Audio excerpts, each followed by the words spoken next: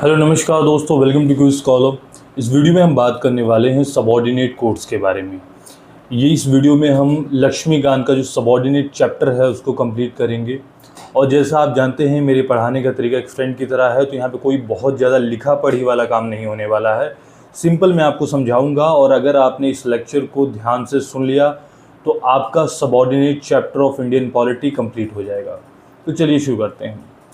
देखिए, जो हमारे देश में जो जुडिशरी का स्ट्रक्चर है वो इंटीग्रेटेड है। कहने का मतलब अलग नहीं है। सुप्रीम कोर्ट, उससे नीचे हाई कोर्ट और फिर सबऑर्डिनेट कोर्ट्स, ये आपस में जुड़े हुए हैं। एक सिस्टम होता है कि कोर्ट्स का जो सिस्टम इंटीग्रेटेड नहीं होता है, वो हमें देखने को मिलता है यूएसए में, अमेरिका में क्या होता है, जो स्टेट के लॉस होते हैं उन्हें स्टेट का एक कह सकते जो हाई कोर्ट होता है वहाँ का, वो इम्प्लीमेंट करता है। और जो देश के जो प्रेसिडेंट एक्शन लेते हैं, प्रेसिडेंट के जो लॉस होते हैं और जो वहाँ के संसद के लॉ होते हैं, उससे वहाँ की सुप्रीम कोर्ट करती है। कहने का मतलब दोनों अलग अलग चीज़ें हैं। जो देश के लेवल के कानून होंगे उन्हें सुप्रीम कोर्ट देखेगी, और जो राज्य के लेवल के कानून होंगे उससे वहाँ की हाई कोर्ट देखती है। लेकिन भारत में ऐसा नहीं होता। भारत में सुप्रीम कोर्ट, हाई कोर्ट एक ही लाइन में एक दूसरे से जुड़े हुए हैं। हाई कोर्ट अगर कोई निर्णय देती है तो उसके लिए हम अपील कर सकते हैं हाई कोर्ट में, हाई कोर्ट से हम जा सकते हैं सुप्रीम कोर्ट में। जुड़ा हुआ सिस्टम है, that is called integrated judicial system. अब सुप्रीम कोर्ट है, हाई कोर्ट है, उससे नीचे आता है सबऑर्डिनेट कोर्ट, जिसके बारे में आज हम चर्चा करने वाले हैं।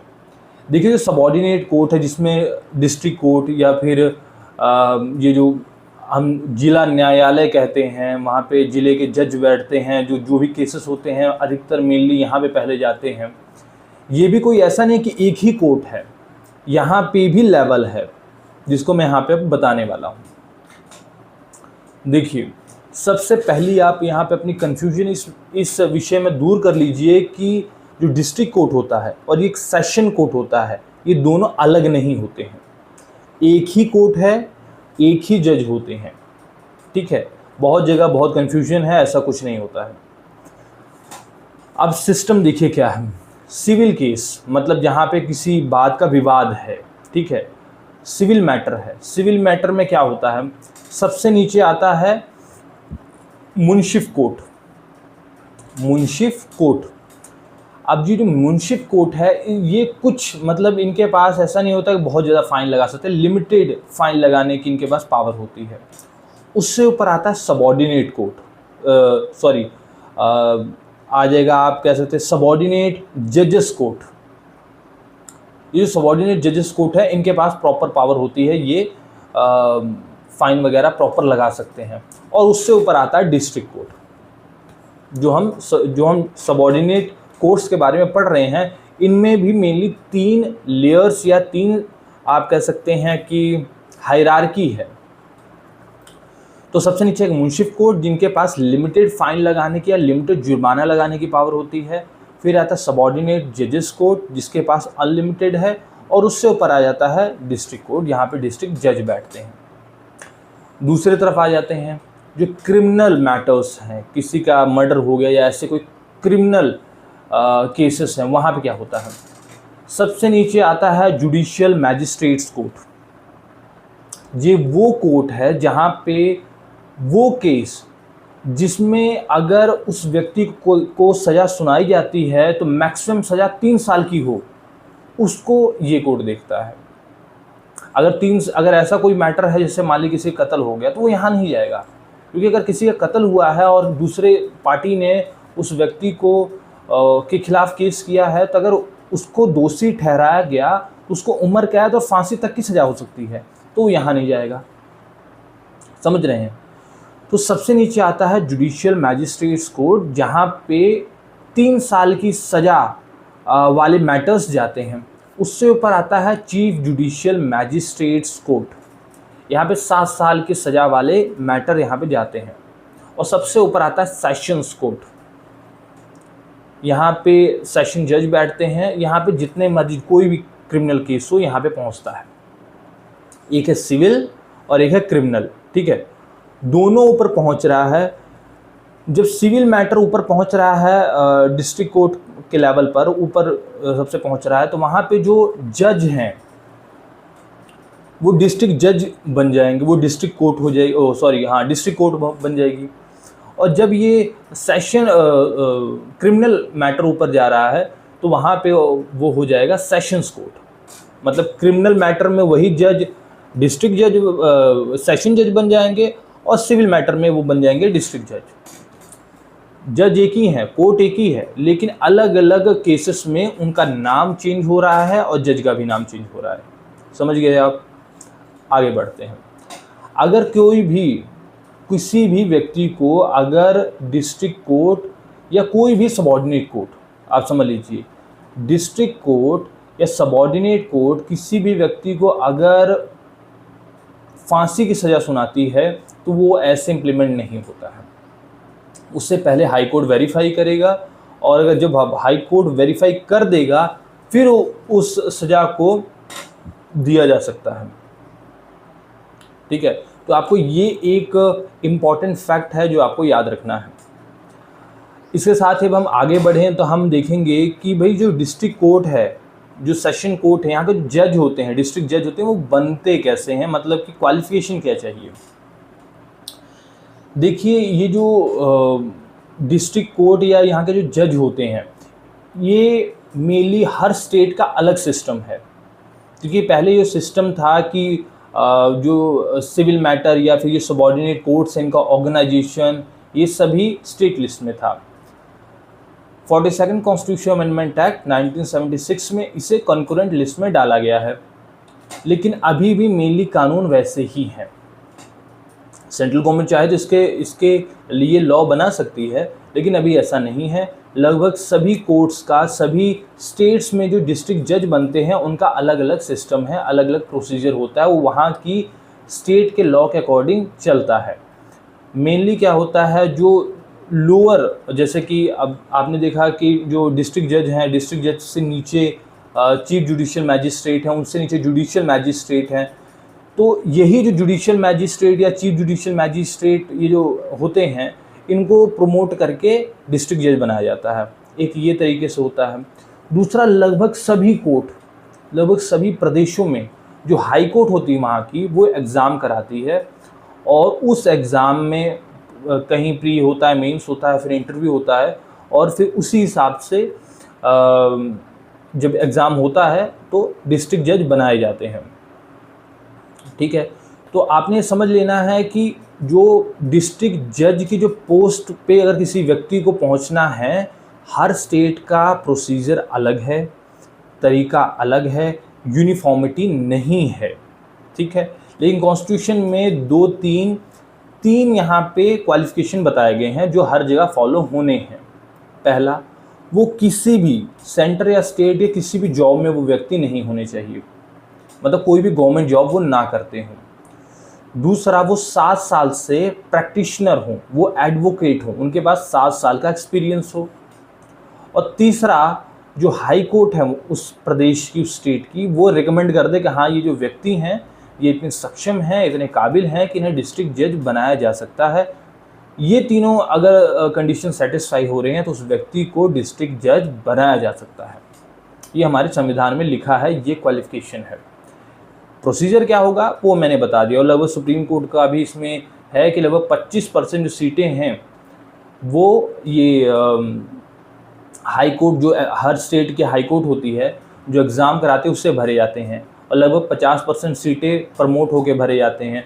बाकी 25% और भी एक अलग डिपार्टमेंटल सिस्टम होता है, उसमें होता है। तो ये अलग अलग तरीके होते हैं जिस तरीके से डिस्ट्रिक्ट जज की पोजीशन फिल की जाती है।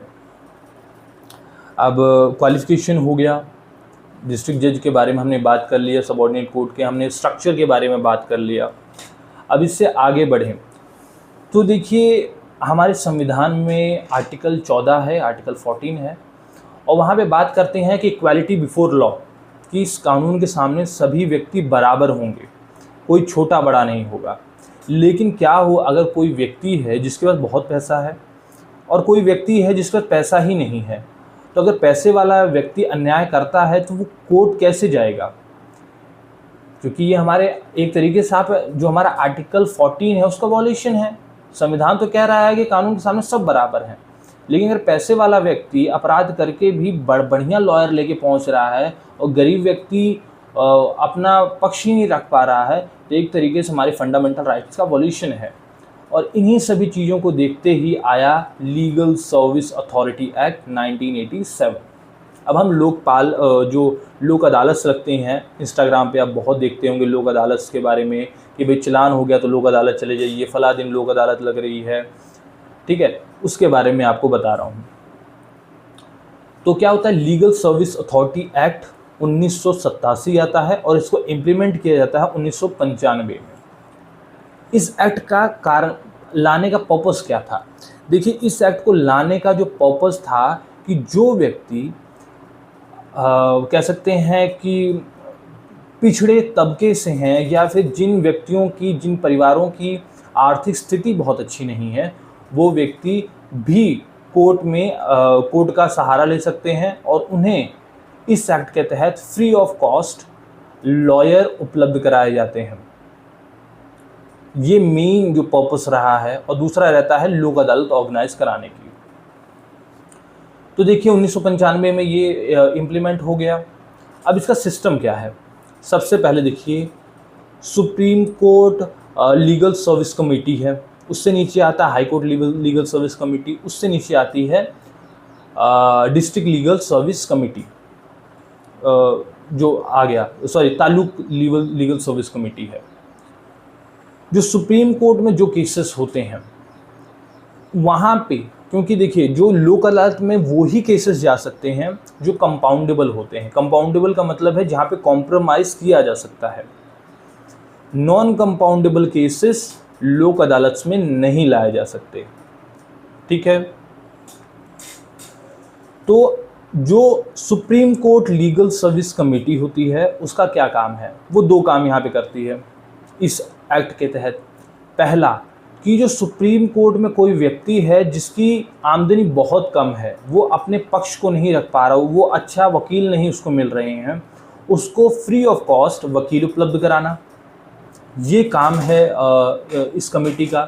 दूसरा, जो सुप्रीम कोर्ट में केसेस हैं जहाँ पे जो कंपाउंडेबल हैं, जहाँ पे समझौते किए जा सकते हैं,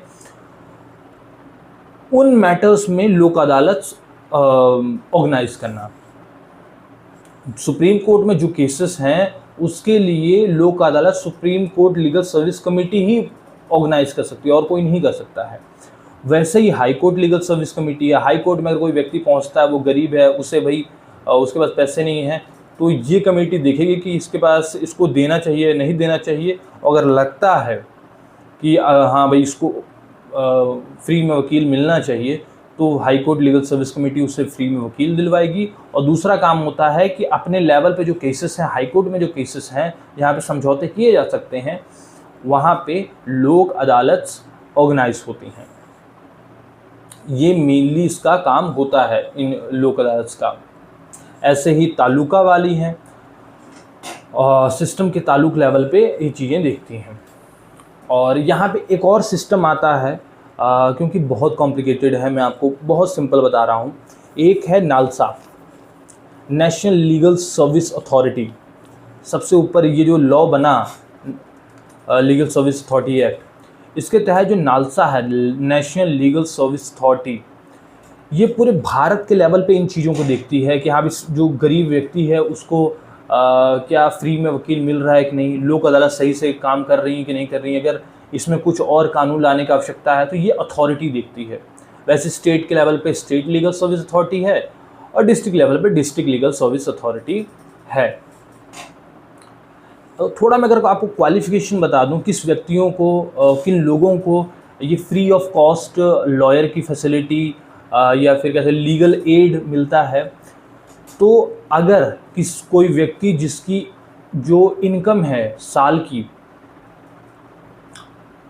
1 लाख से कम है और सुप्रीम कोर्ट में 1,25,000, ठीक है, मतलब अगर आपको हाई कोर्ट में, मतलब किसी भी कोर्ट में जा रहा है, हाई कोर्ट तक आप जा रहे हैं और हाई कोर्ट में कोई व्यक्ति पहुंच रहा है और उसकी साल की इनकम 1 लाख से कम है, तो उसको मिलेगी। और सुप्रीम कोर्ट में 1,25,000 है कि अगर सुप्रीम कोर्ट का कोई मैटर है और वहाँ पे सुप्रीम कोर्ट देखता है कि इस व्यक्ति की जो आय है वो 1,25,000 से कम है, तो उससे ये लीगल एड जो फ्री ऑफ कॉस्ट लॉयर वाला सिस्टम है ये उपलब्ध कराया जाता है।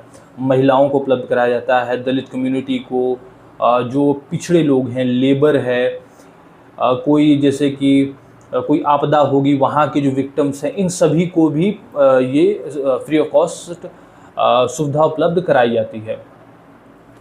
तो ये बहुत सारी कंडीशन है जिसके तहत किसी को फ्री लीगल एड दिया जा सकता है। अब देखिए, मान लीजिए कोई केस है, डिस्ट्रिक्ट कोर्ट में चल रहा है, अब उससे लोक अदालत में ले जाना, तो कैसे सिस्टम जाता है। यहाँ पे मिली 3 कंडीशंस देखने को मिलती हैं। पहला, या तो उसमें से कोई भी एक व्यक्ति लोक अदालत में केस डाल दे कि हाँ भाई हम चाहते हैं कि इस केस को लोक अदालत में चले, और वहाँ से एक्सेप्टेंस आ जाए तो केस वहाँ पे चल जाएगा। दूसरा, दोनों पार्टी आपस में रजामंदी कर लें कि हाँ भाई हमें लोक अदालत जाना है, तो भी ये हो जाएगा। तीसरा है कि जो जज हैं उनको लगता है कि भाई ये जो मैटर है लोक अदालत के लेवल पे है और वहाँ पे सुलझ जाएगा, उस लेवल की चीज़ है, तो भी वो भेज सकते हैं। ठीक है, ये 3 कंडीशंस हैं। और लोक अदालत में आपको ये याद रखना है कि ये जो सारी चीज़ें होती हैं फ्री ऑफ कॉस्ट होते हैं, कोई पैसा नहीं लगता है।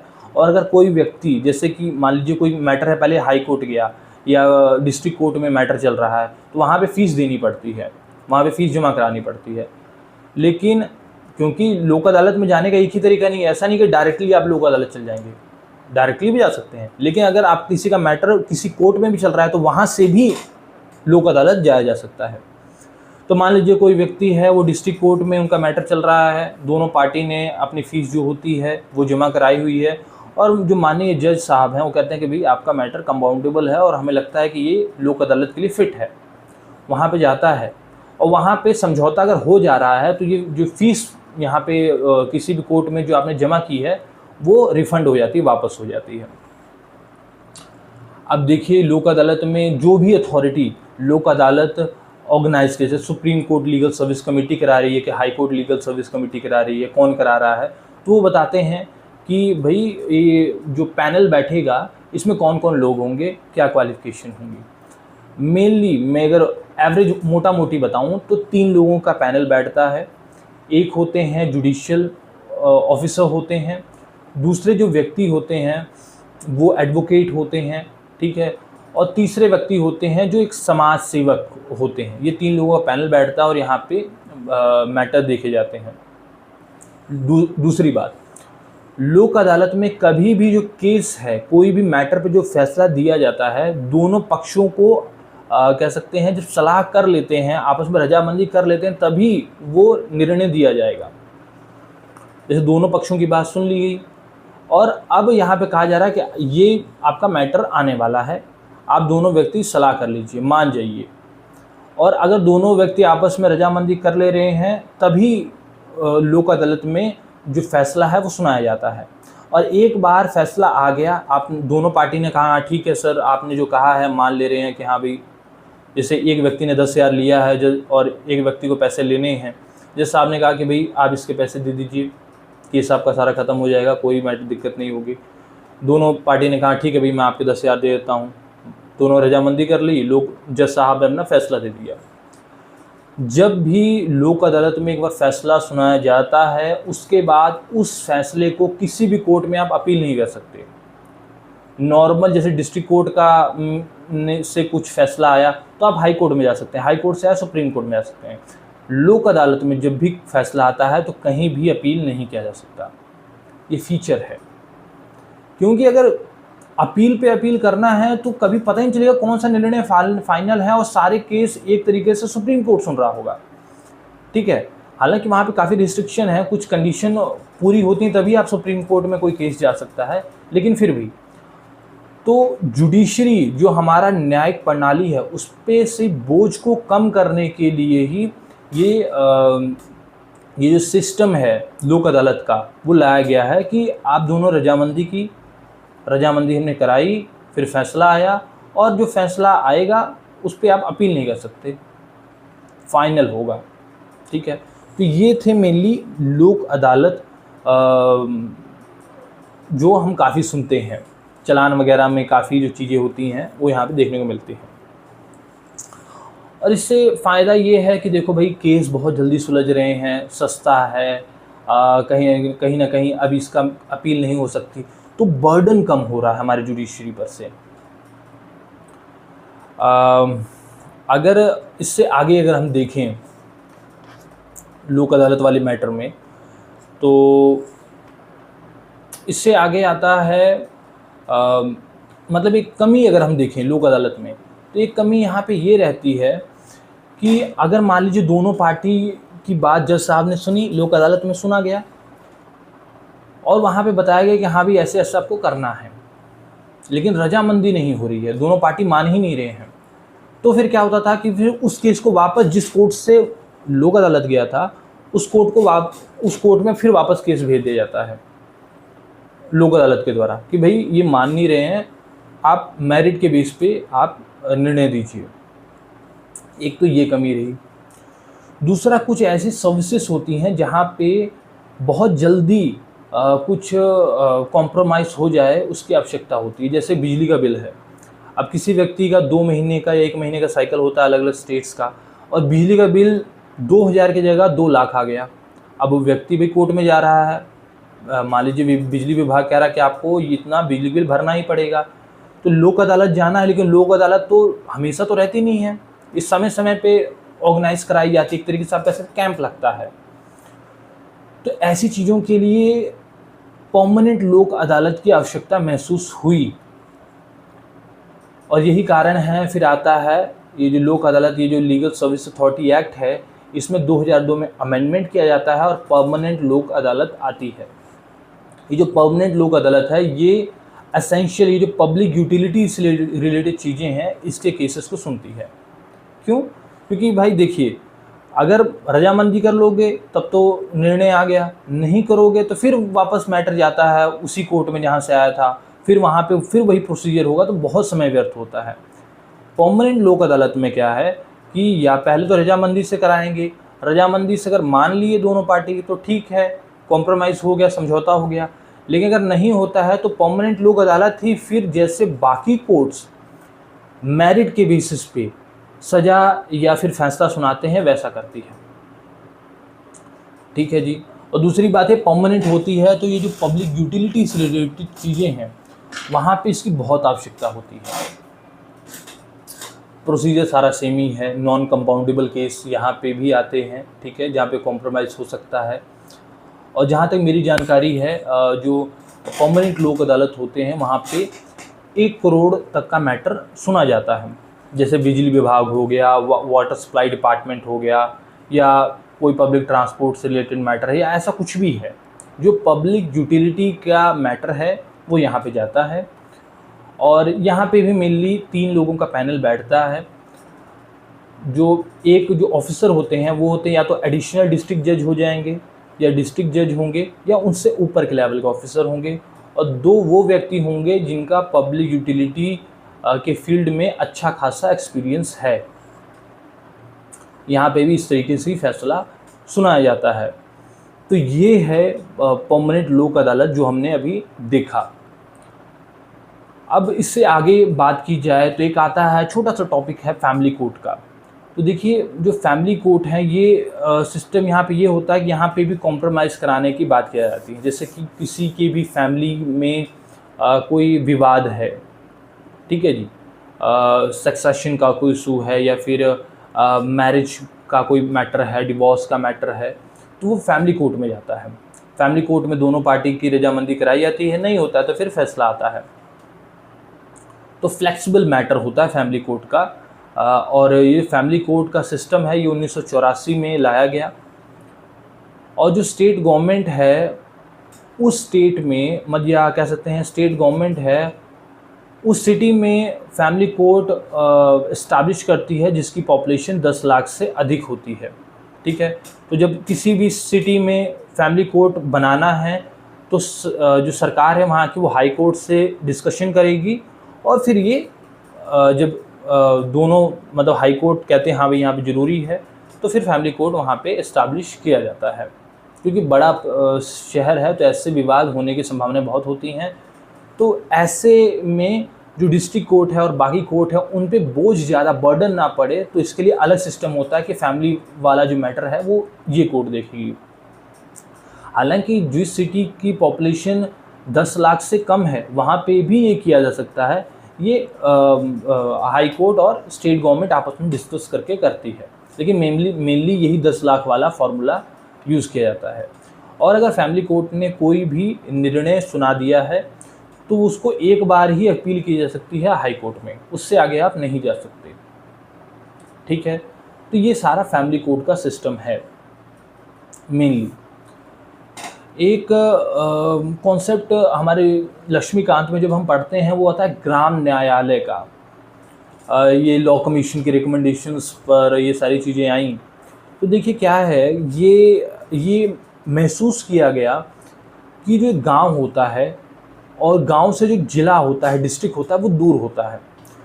तो जो गांव के लोग हैं उन्हें उनके पास में ही ऐसा कोई व्यवस्था कर दी जाए कि उनके मैटर को उनके पास में सुन लिया जाए, उन्हें बहुत लंबा दूर जाना ना पड़े। तो ये कॉन्सेप्ट आता है ग्राम न्यायालय का। यहाँ पे क्या होता है कि न्याय अधिकारी बैठते हैं, तो और ये मोबाइल होता है। मोबाइल का मतलब है कि जो कुछ गाँव के लिए ग्राम न्यायालय बनेगा जगह जगह। आज यहाँ पे ग्राम न्यायालय बैठेगी, कल फलाने गांव में बैठेगी, फिर फलाने गांव में बैठेगी। मतलब ऐसा नहीं है कि एक जगह ही बैठ रही है, जगह जगह बैठ रही है। तो ये मूव करता मोबाइल कोर्ट होता है। और judicial officer of first class इसके